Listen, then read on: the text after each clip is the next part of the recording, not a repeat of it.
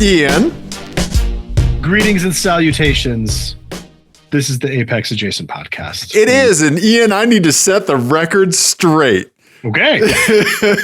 Ian, there has been some, I feel, I don't know. I'm all revved up, buddy. Okay. Apparently. I need an attorney. I think I've been slandered. Okay. I don't know what's going on, but Ian, I would like you to take a look at our YouTube comments for the last episode. Oh, okay. Okay. There's some good comments in there and one really infuriating one. Yeah. Okay. I'm seeing some things. Okay. Some comments about our slingshot discourse. Right. And we will get to that later in the show. I'm glad you brought that up. But but this one I'm cheesed. Okay. Okay. Look at the one that says friend of a friend. Right. Okay. Oh, it says Dave's friend of a friend is Dave. I don't remember what this is in reference to. And who wrote that comment, Ian? Rad Mobile Gaming. Ah, yes. Okay. Well, here's the deal. Remember when I said I have a friend of a friend who shit their pants in a bathroom before they made it to a stall? That's right. Yes. Okay. If anyone on the internet that knows me in real life, anything, thinks that I wouldn't disclose a time where I actually shit my pants, one of the 3 times that I can remember just off the top of my head that I shit my pants, once standing beside my car after eating at a restaurant, once at my desk at work, not where I sit now because that's at home. So right. And then once on my own couch, Ian. That's pretty bad. Yeah. These are just 3 that I remember off the top of my head. Just to be clear, Dave doesn't drink. I don't. Ian. I do like the implication that the Dave Apex Adjacent podcast persona would miss a chance to overshare. Right. Oh dear, 3 listeners. Right. You subscribe to the feed, you're in, you get it. You get anything you want. There's one host of this show who has secrets, and it's not Dave. Ian, I mean, I think I heard Daniel Tosh say that he doesn't respect anybody who hasn't shit themselves as an adult. Right? Yeah.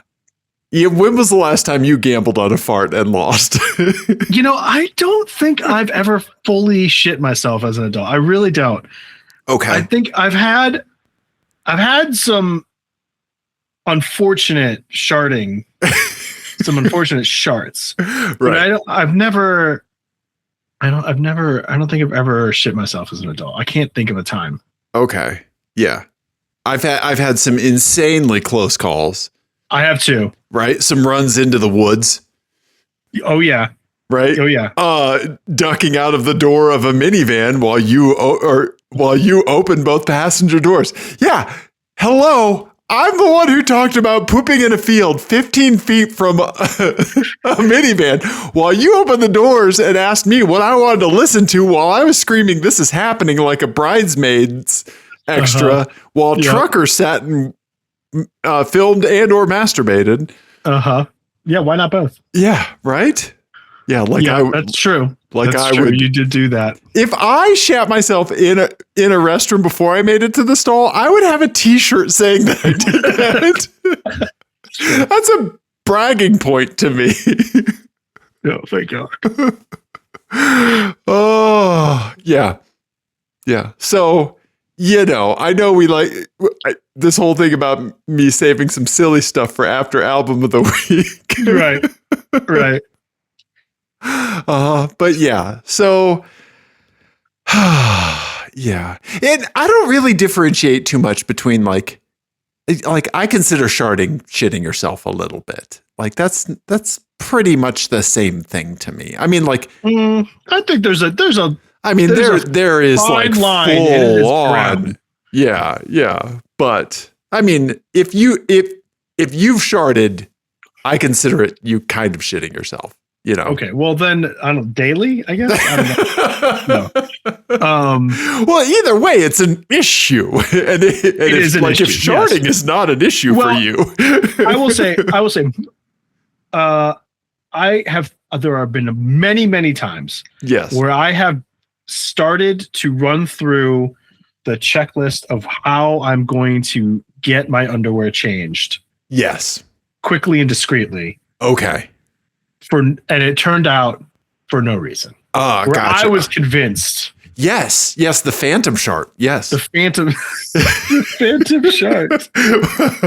Best Star Wars prequel ever.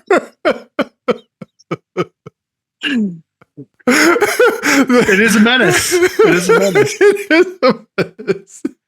The real Phantom Menace. This is a car show. Yeah. Hey, I talked about almost shitting myself in a car, so you know. Yeah. No, yeah. I think there's been plenty of times where I've been like, well, that one's going to be an issue. Yeah. And it turns out false alarm. Yeah. Phantom Shark. Yep. Go sharding. Yeah. Maybe once. Okay. Yeah. I mean, it happens. Actually had to. Yeah. And I was really sick. Yeah. It's so funny because you're pretty impervious to a lot of stuff. I think you have some, I don't know what your deal is, but you have some weird immune system. But when I get sick, I get really sick. Yes. When I'm down for the count, I am down. Like honestly, and the sickest I've ever been, and this might have been when a shart happened actually, because I got hand, foot, and mouth from my kid one time. And that was the most miserable I have ever been. Okay. It was truly horrendous. Yeah. And I don't it wasn't like I was going to die or anything, but it was just miserable. Right. I just felt awful. Yeah. Like a week. There's just so much stuff that bounces off of you, and I don't know what it is. You slept in the same bed as your wife when she had COVID, and you were fine. Yeah. And unless you have some elaborate system of plastic and drywall that I'm not privy to. Only about once a week. No, I have no idea. I don't. That one I've got nothing on. Yeah. I honestly think that probably I was asymptomatic first. Sure. And gave it to them. That's the only thing I can think of. Yeah, I mean, like, but at this point, like, you're still like feeling fine. Right. Yeah. You've got, there's people that are like, oh no, like I've got a great immune system, right? Like there's something going on with you. I don't know what's going on. Part of it is I'm more stubborn than it is hard thing. True. Where I'll just like power through with whatever. Like I'll just take a fistful of Motrin and a huge Sudafed and just call it good. And a hot toddy. Yeah. I'll just decide that I'm not sick. Yeah. You do. I mean, you do Ron Swanson some things in your life, and I feel like that's one of them. Yeah. Yeah. And I used to do that much more before COVID, and now I've gotten better about not going out into the world. Yes. And you're not supposed to. That was definitely a failing of mine before. Okay. I would be a super spreader all the time. Yeah. Because I was just trying to convince myself I wasn't sick. Right. But now that I work from home, I'll just like power through it. You know? Yeah. Yeah. Oh, yeah. I don't know. I still think about a time I had a very close call shitting myself. I did not. I made it to the restroom and to the stall. Yeah, we're going back to this. Okay, this is something I know that you can relate to. It was that I was on a flight, and it was that window of like, I kind of have to go. I don't think I think I can go when we land. Mm-hmm. And then like I massively misjudged the time, and there was like turbulence, everybody seated, locked in. As the plane was deboarding, I had like the flop sweat going, and that like trembling. Yeah. I still think about that one. Yeah. Ooh, that's the worst. I've had a couple of close calls on airplanes for the same reason of like, oh, I'm going to go in a few minutes. And then we hit a patch of turbulence and they're like, well, that's it for the thing. And I've thought about, I got close one time to hitting the call button and being like, look, you can let me get to that bathroom, Right. or you're going to have a situation. Right. I would assume that if it's that thing where like eyes, like visually, they would a flight attendant would just see your eyes and just understand from like 2 rows away. I wouldn't even say anything. They'd see the sweat, the eyes, the panic, and then the poop panic. Yes. In the eyes. Yeah. Because I mean, like, let's say it was the turbulence and you were crazy motion sick or something. Either way, let's just put you in a room where you can shut the door. Right. Yeah. You're going to have to hold this bag for me. And I don't think you're going to be happy about it. Right. Yeah. Because it's not where you think it is. Exactly. Oh. Yeah. So, if anybody else has an automotive adjacent story, I would love to hear it. Yeah. But yeah, I want to set the record straight that it was not me. Mm-hmm. I would be proud of that if that happened. No, just my cars spill fluids. Okay. Okay. I don't spill fluids. My cars. I've cracked my oil pan a whole bunch. It's true. It's true. So there you go, buddy. What is an oil pan leak but the shart of the automotive world? Honestly, yeah. I don't know. This is why in my bathroom you find those like those things we put down at lemons that like soak up the oil. Yeah. Mm-hmm. And I just have a bunch of kitty litter. Yeah. A hole in a radiator, that's vomit, obviously. Okay. All right. A head gasket leak. That's you've got some sort of hernia situation and the fluids are mixing and it's real bad. That's sepsis. I don't know if I want to keep going down the rabbit hole of automotive to bodily fluids.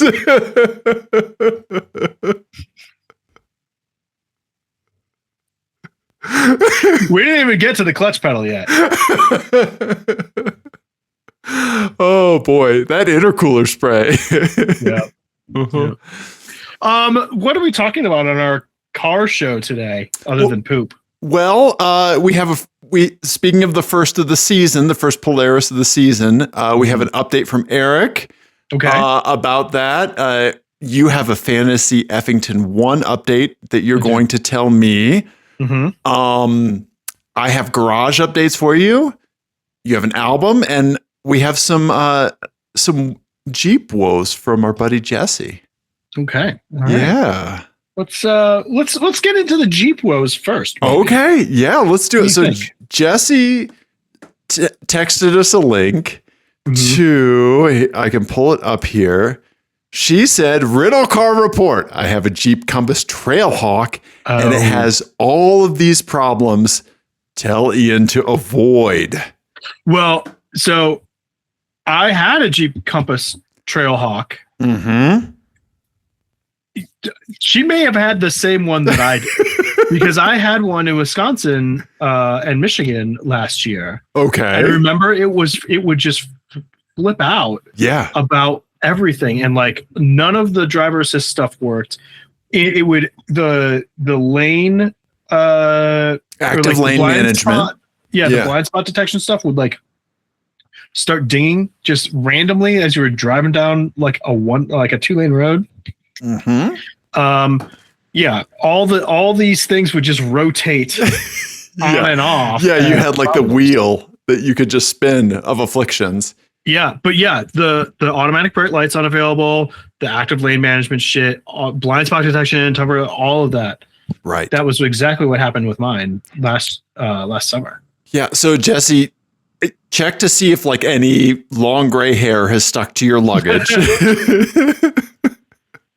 If you found maybe a wet leg LP. Someone have a real old dog in here? It smells like whiskey and self-loathing. I don't drink whiskey and drive rental cars. Just true. I do that in my own car. That's just an air about you. Right. Yeah, yes, an essence, if you will. Mm-hmm. Mm-hmm.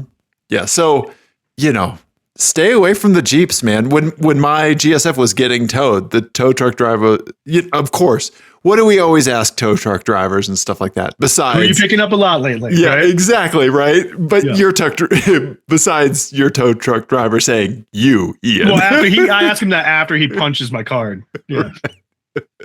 Yes. So yeah, but yeah, the guy told me, oh yeah, it's Maharis Towing. Boom.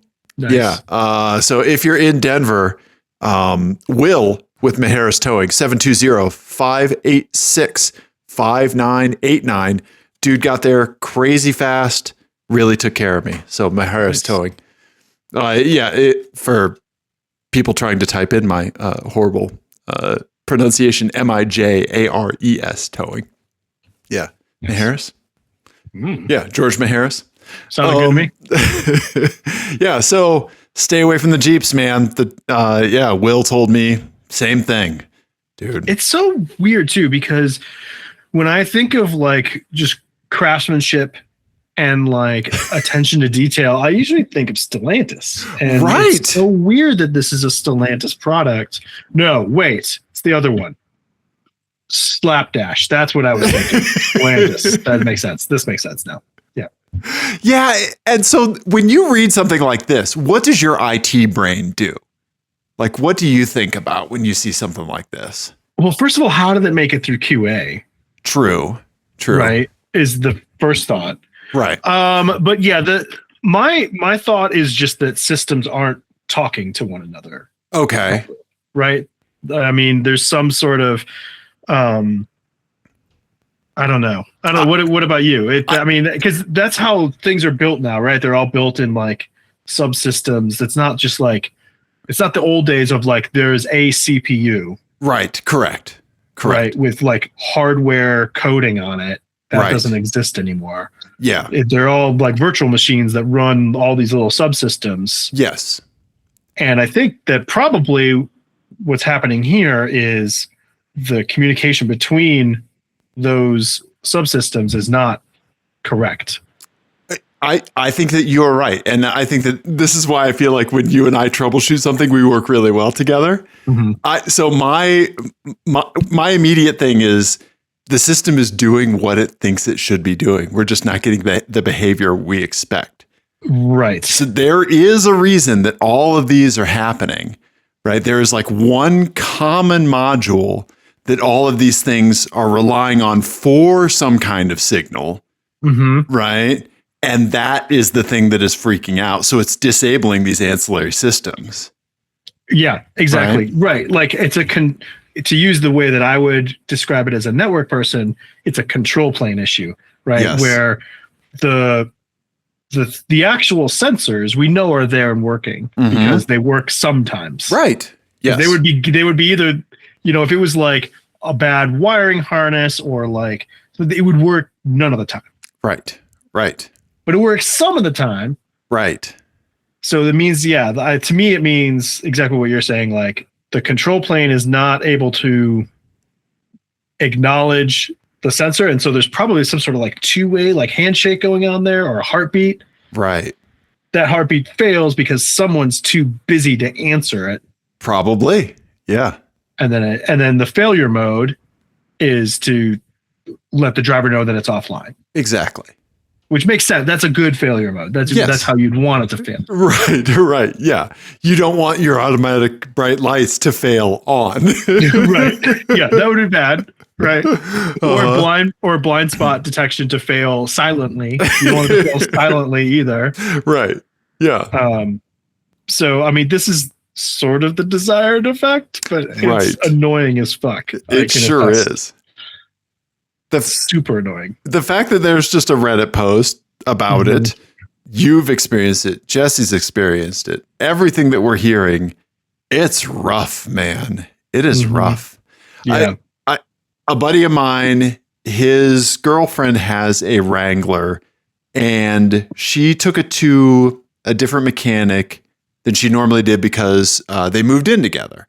And so they took it to a mechanic that was closer to where they now live than where she used to live. And I think that the mechanic they did not specialize in Jeep Wrangler stuff, so they didn't have like a shaman and like a goop healer on board to just like magic, you know. Yeah, the odds were not in their favor. I think it might have been primarily a Subaru shop, but an Indy mechanic. And after they took a look at something on her car, on her Wrangler, the reverse camera wouldn't work. And they had done some work adjacent to the tailgate. And I think that the wiring harness actually just uses like a fiber optic for the camera. Okay. It's not like just like a digital camera feed. Like there's some kind of like fragile cable that can get messed up. Like if you slam the Wrangler door too hard, or like if you kink a wire and try to unkink it and not know that it's, you know, a tube of glass, right? Mm-hmm. And so like that kind of stuff is, I don't know. It's wild. Wild. Yeah. And I think Victoria and Jordan talked about it on an episode recently of Train Gorillaz, just about Stellantis and FCA and just how fucking horrible things are. Mm-hmm. And it's just wild that they just keep printing obscene amounts of money. Yeah. They're not spending on QA efforts, obviously. No. Yeah, it's wild. I think that they were saying that Victoria had said that under Stellantis, they have like 14 brands total. Oh, wow. Right? Yeah, it's crazy. So I don't know. Yeah, check out that episode of Train Girlismo. I'll put a link in the YouTube description. But man, nice. Yeah. So stay away from the Jeeps, Ian. That's a last resort, I guess. Yeah, absolutely. Yeah. I try not to get them as rental cars anymore because I've not had good experiences. Yeah. I don't know, man. Yeah. So all right. I need a first of the season update. Yes. And just to loop back, thank you, Jesse, for sending that in. Yeah, that sucks. Thank you, and I'm sorry, Jesse, that you also had to deal with the Jeep Compass, because that is truly a fucking awful car. Yes. You and Jesse need to chat offline to develop some kind of codes, like a hobo code that she can see that you've already been there, done that on the car, and go to the next one in the aisle. Yeah. I mean, honestly, you don't want to get a rental car after me at all. I mean, the hair situation we talked about, and the smell. Jesus, the smell. I at least make it out of the car. Right. Okay. But yes. So thank you, Jesse. But yes, first of the season update. So our buddy Eric sent in a text and said that he loved the first slingshot of spring conversation. He used to listen to a radio show that would mark the first day of summer in Chicago with the sighting of the first guy driving shirtless. Yeah. Right? The shirtless drive, man, that's a whole... I've never done that in my entire life, and I'm sure you have not either. I'm trying to think if I have. I was never one of those pop the shirt off guys. Me either. I think the only time I might have done, I do remember doing it once or twice when I played indoor soccer in Oklahoma City. Okay. And I was driving home from that, and it was so hot. Sure, yes. Like well over 100 degrees sort of thing. And the air conditioning in that indoor soccer facility was basically non-existent. Right. I think that's the only time I can think of that I may have done that. Yeah. Yeah. I can see you just in your Umbros. Right.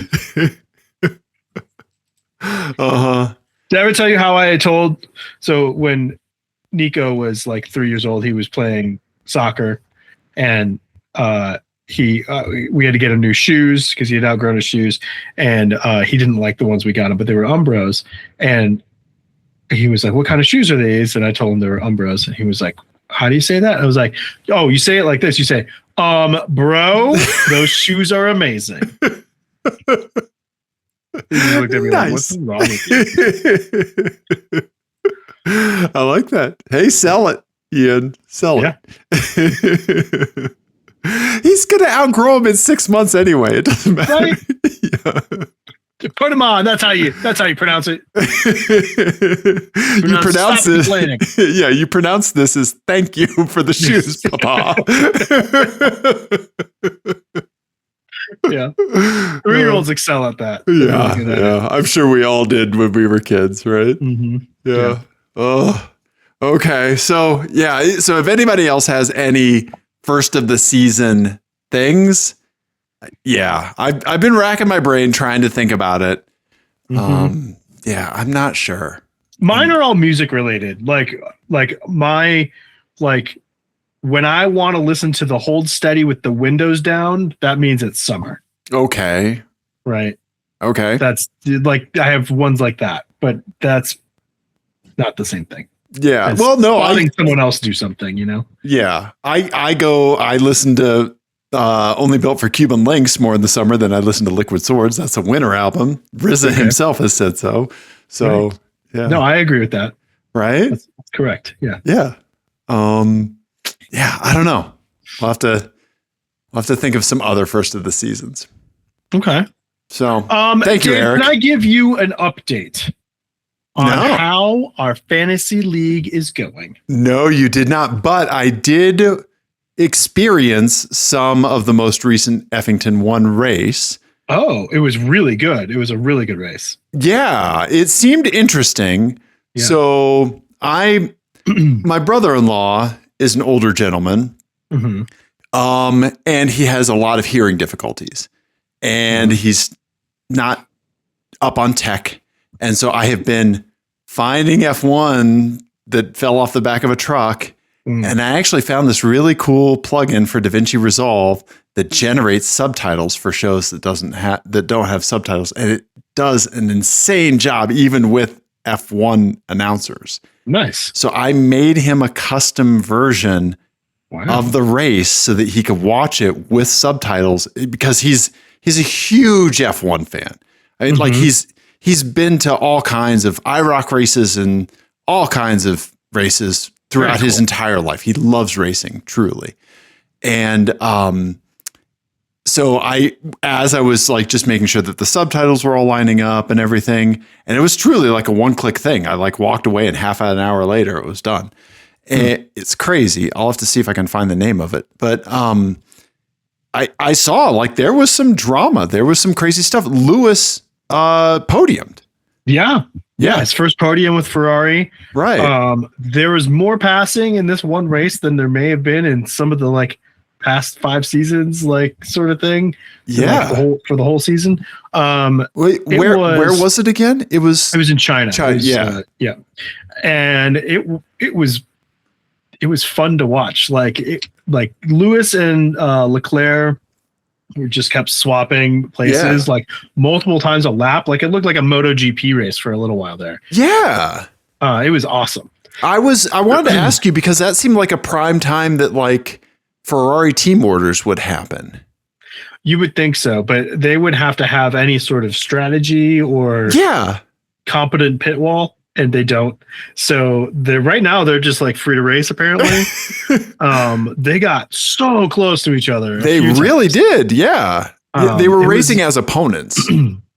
Yeah, it was exciting. It was super exciting. It was wild that Ferrari just managed to not step on their own dick. I know. Right. Like this has to be a broken clock, right? Twice a day kind of thing, right? You would think. But they appear to be the second fastest car right now, which is pretty awesome. Yeah. And I mean, the Mercedes is way fast. Right. But Kimi Antonelli won. He's like 19 and first Italian to win in 20 years. Wow. Okay. So I mean, his race was obviously pretty boring because he just kind of like fucked off down the road. Sure. But you know, everyone else had a pretty exciting race, so it was a lot of fun to watch. I'm liking the new, and all, you know, there's mixed feelings, I think. Sure. About the new cars, but I am enjoying the racing that we're getting out of it, at least. Right. It is so weird hearing them come off of the throttle, like you were saying, like Yeah, to back off. That is unsettling. it is super unsettling. I don't even watch a lot of F1, but just to hear the throttle dip when there's nothing in front of them but clean track and it's like relatively straight, like, it's so weird. You're so used to them being full throttle until 50 meters before the corner. Right. And now it's like, 300 meters away, they're lifting. Yeah. Coasting to get even boost on coming laps. out, right? Yeah. Yeah. They're having to do all these weird trade-offs and stuff. And I think that's going to get all ironed out. And people are going to get more strategic about like when it makes sense to do that and when it doesn't, and managing it better or whatever. So I think that'll smooth out over the next season. But for right now, it is weird. It is. So I've been thinking about this a lot because F1 has always been like this pinnacle of technology where like everything kind of like should trickle down from F1. Like that's automotive equivalent of NASA, right? Like NASA goes to the moon. 10 years later, we have Velcro and pins it right upside down, right? But it seems like that with F1, it's kind of been inverted, that this is the food chain, I think, or kind of like this, the technology has come up into F1 rather than F1 having it and taking it down. Because like cars like the McLaren P1, Ferrari LaFerrari, like they all, the McLarens, they've all been using hybrid systems to like smooth over shift transitions and round out turbo boost and, do all of this stuff like these hybrid, like hypercar. Those did come from F1. Okay. Because F1 entered the hybrid era in 2014. In 2014? They started with the V6. It's been that long. V6 and turbos and V6 turbos and electric motors. It's just so now the regulation is that now the split between like internal combustion power and electric power has to be 50-50, right? It's 50-50 now. Right. Whereas before it was like 70-30 or something. Right. So KERS and that stuff, like the kinetic energy recovery, was that all just an electric motor? I thought that there was actually like a spinning flywheel. Like there was. No, I think there was a I'm Googling evolution of KERS. Yeah. No, I think that there at one point, I don't think that was ever in F1, the spinning flywheel. I think there were some sports cars in WEC that did have that are experimented with that. But no, they had like a motor like basically connected directly to the turbo. Oh, okay. And so they could like recover energy from that or preload the turbo. Okay. Things like that. Back in 2014. So like, and those three examples that you cited were actually like from F1. And in the case of the Porsche, from WEC, who's also doing some hybrid stuff. Oh wow! I didn't know that like there was hybrid energy behind that for so long, for that duration. Yeah. Okay. That's when it started. Okay. So yeah, they've been working on that for a long time. The big difference between like, besides the energy split, is like the aerodynamics are totally different now than they were from 2014 to last year. Right. And the percentage of power delivery. Okay. Gotcha. Yeah. Seeing the active aero is pretty wild.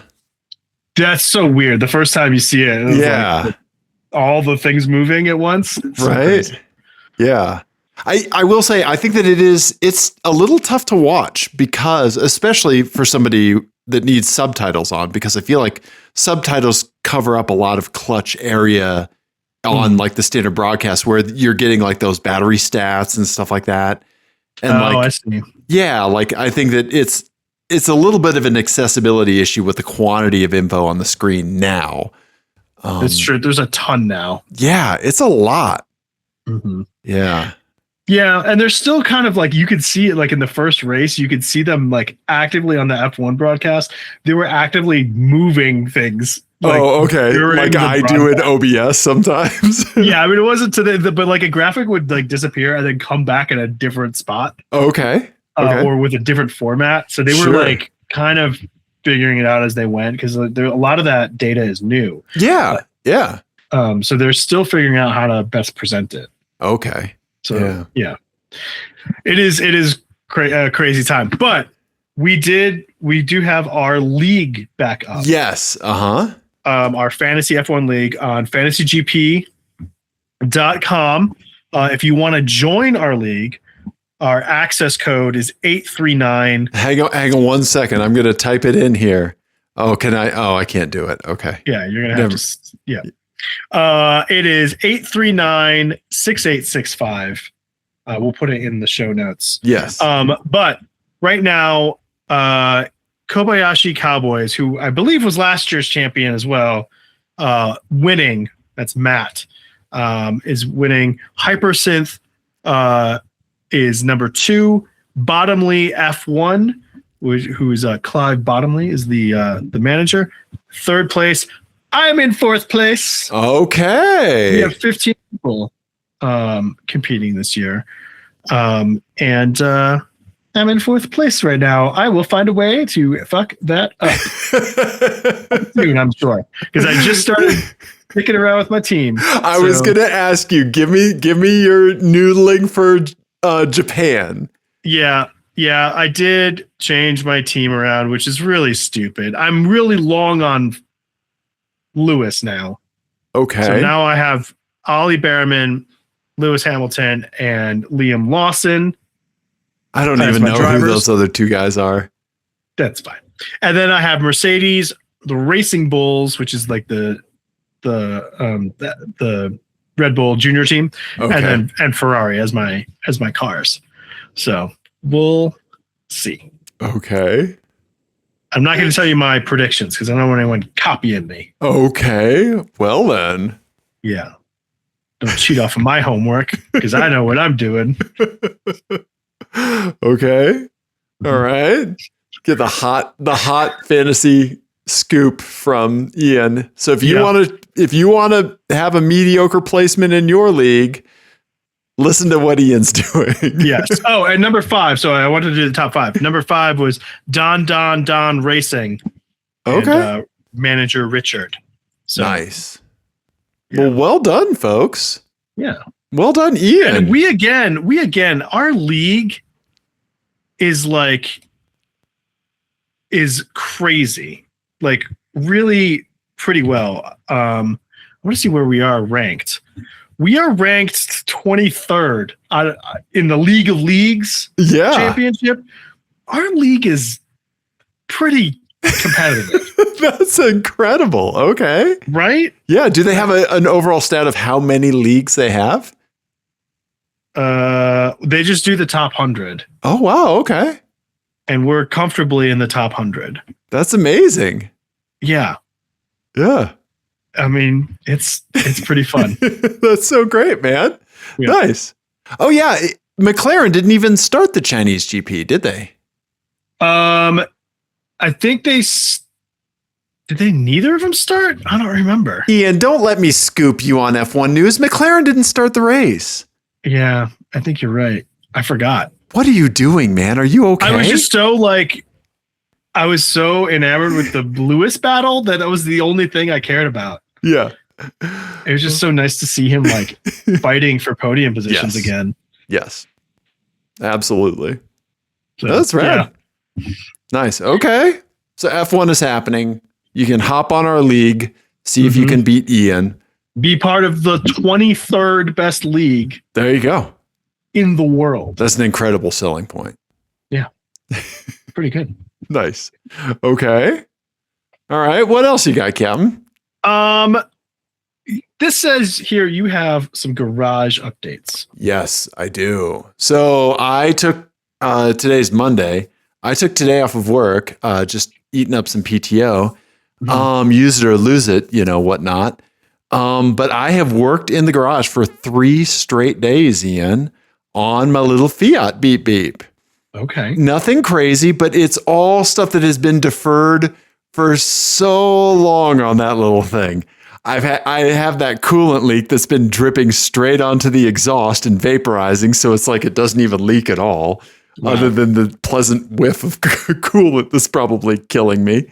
Mm-hmm. So I hopefully fixed that. I did fix that. That it was the coolant pipe from the turbo that joins up to like the thermostat housing. So you know what that is? You know what that is? When the coolant just drips onto the exhaust and burns right off. That's when you have the bile that just comes up in the back of your throat. Oh God. The burp that's like, oh boy. The acidy burp. Yeah. The acid burp. Oh. Sorry, continue. Yeah, you know what's happening. I'm going to cut out all bodily fluid chat. What kind of door did I open talking about how many times I've shat myself? How many times I've shitted myself? I done shitted myself. So I fixed a coolant leak. I reset my wastegate preload. I think it's been too low.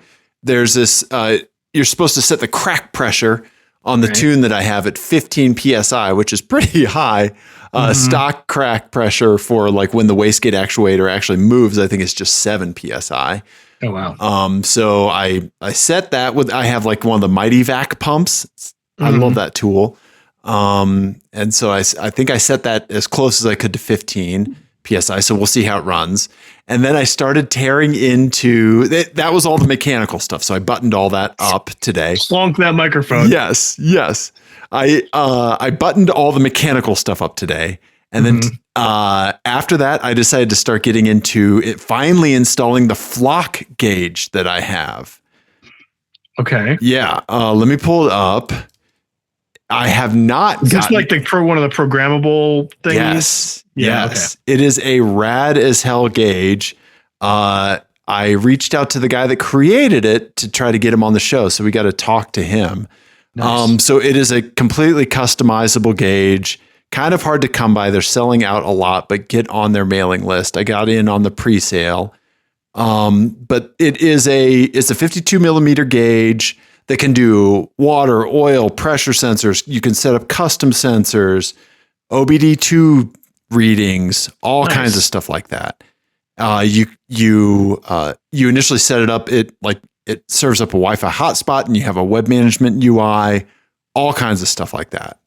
So I'm replacing my oil pressure, my oil temperature, my water temperature. I'm keeping the boost gauge.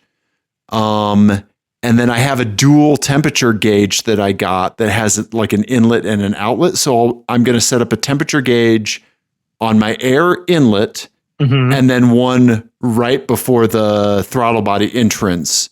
So I can tell how efficient my intercooler and piping is. Yeah, so I can see that temp delta. That's cool. And then I have that 4 gauge pod in the Fiat. So, flock in one, real boost gauge in the other, even though the flock can do boost. I always want to see boost and then give me other stuff. And the flock can do high temperature alerts and stuff like that. So that's cool. That's cool.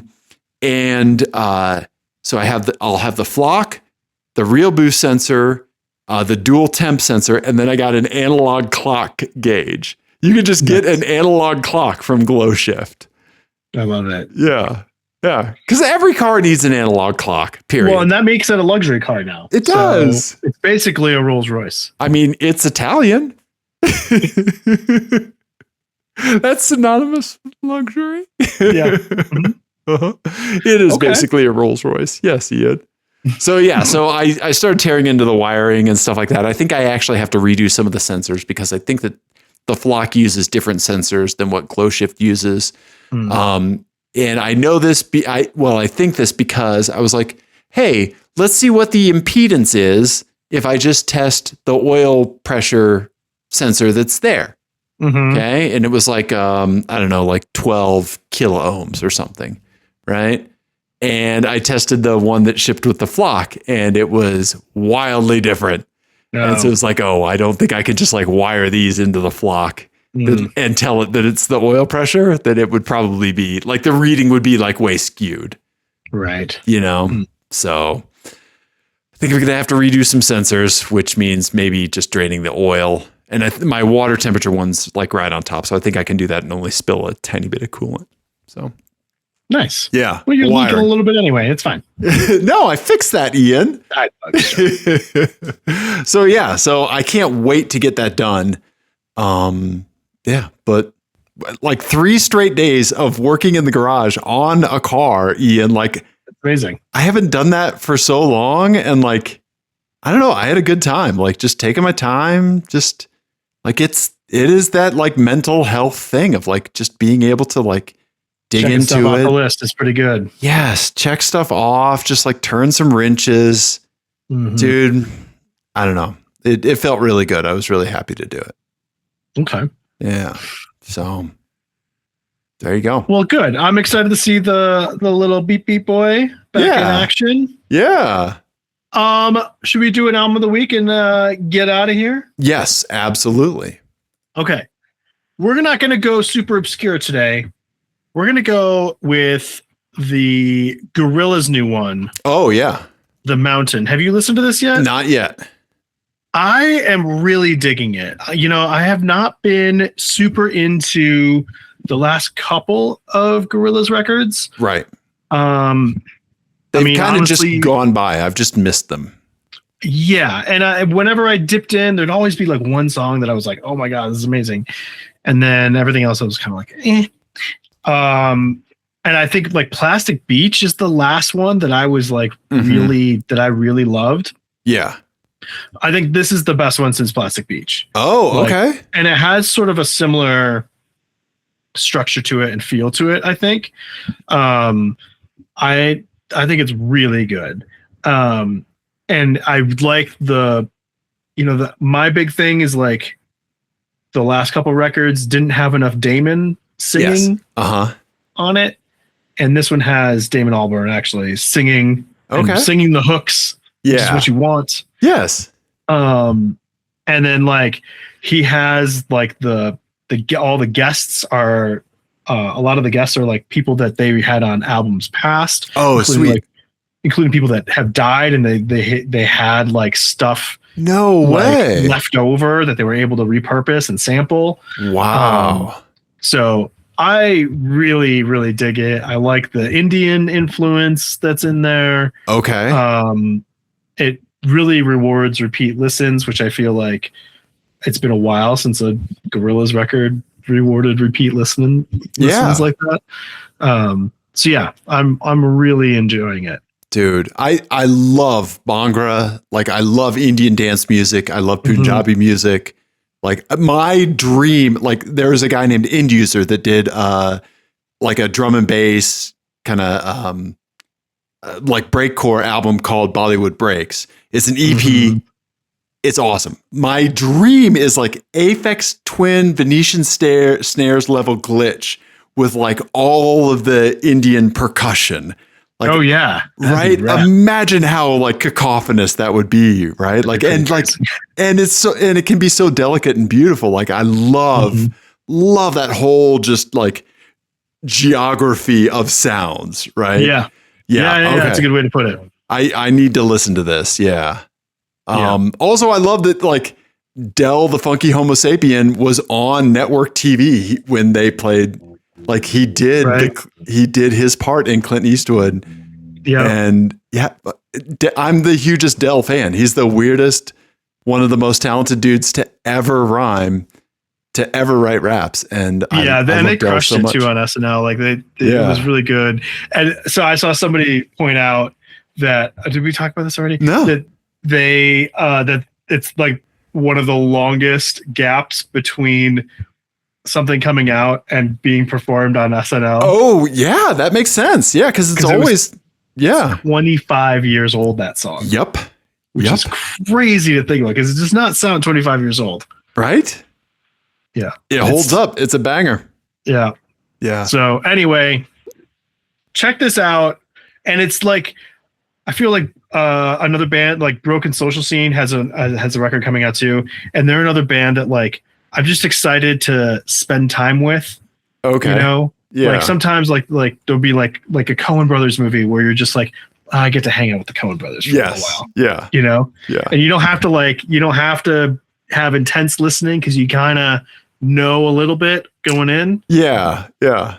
So it's like catching up with an old friend sort of thing. Sure. Yeah. You hear some new stuff, but you know the casting characters. Right. Yeah. Yeah. Yeah. Oh, So your mom's up to her bullshit again. Right. I told you before, she's crazy. Yeah, exactly. So this is fantastic. It's a lovely way to spend an hour or whatever. So nice, dude. Check it out. Nice. Okay. Yes, I need to listen to it. I will listen to it. And I loved Miami Lice. It's so cool, right? Yeah, that album is wild. Yeah, So good. I love hearing the hip hop specifically that like really hooks you because I think that like you get fascinated with like pop stuff that hooks me. Yeah. Right. Because rock, like rock, indie rock stuff. Yeah. Yeah. Right. That just pops up and I'm like, yeah, no, I love this, you know, but like the rap stuff that hooks you, I really like seeing that. And I don't know. And it's usually pretty weird, right? Like it's usually odd, but yeah, the What's in the Burgers song on that record. I fucking love that song. Yes. And it's so strange. Yes, it is. It is. I love it. Yeah. Did you ever listen to Dr. Octagon? Did you like I think played that for me. The old Cool Keith stuff? Yeah, that was like I've listened to some Okay. Yes. Okay. Yes. This sounds familiar. Okay. Yes, I have. Yeah. That also I dig that. I don't have any of that though. I should get one of those records. Okay. I will go through my Cool Keith and tell you what I like. Yeah. Okay. Yeah, and you have to get Dr. Octagon because it's Dan the Automator and Cool Keith. Right. Yeah. Oh yeah. Yes, I've definitely listened to that. Yeah. Because I love Dan the Automator. As you know. Right. Yes. Okay. Yeah. So yeah, and there's like the givens, like, you know, like we both fucking love Run the Jewels, right? Right. You know, but like then there's like the weirder stuff that like oh, okay, yeah, Ian likes that, okay, like that Billy Woods record that was like super dark too. Yes, yeah, right, yeah. So all right, Gorillaz, The Mountain, listen to it. Yeah, absolutely. I'm going to listen to it. Dave, we did a car and poop show. We did. Like we normally do. We did. I want to hear more first of the season stuff. I gotta. Yeah. I need another summer. I need some springs, winter, autumn. Give me. Everybody, like, comment on YouTube. Text us 720-515-1391. apexadjacent@gmail. I'm on Blue Sky. apexadjacent. Everybody, thank you.